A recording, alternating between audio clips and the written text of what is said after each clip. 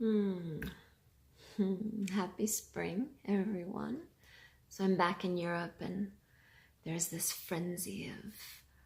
spring fever and spring cleaning, and this idea of getting rid of whatever's not serving,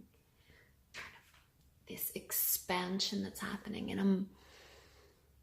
making a parallel between something that's been really alive for me in the last couple of months, which has been the idea of not leaving any traces, which is something that we hear a fair amount about physically, but the idea of not leaving any energetic traces,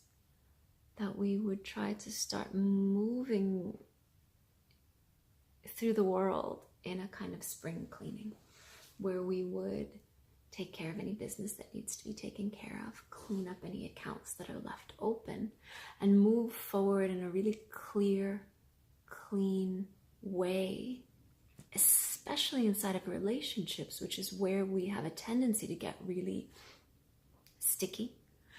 that we often have things left over from old relationships that come into the next relationship, or that don't allow us to open fully into even the same relationship. And so what I've been kind of knocking around in my consciousness is how to really implement this in a very clear way. What needs to be done in order to leave no traces? Because in truth, this seems very practical, but it's actually very spiritual, because ties to the past are actually what prevent me from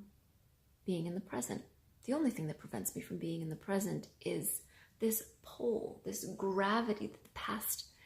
and whatever I have left back there that is still tied to me has. So I've been really inspired, because I've been noticing in my life that the more I move in this way,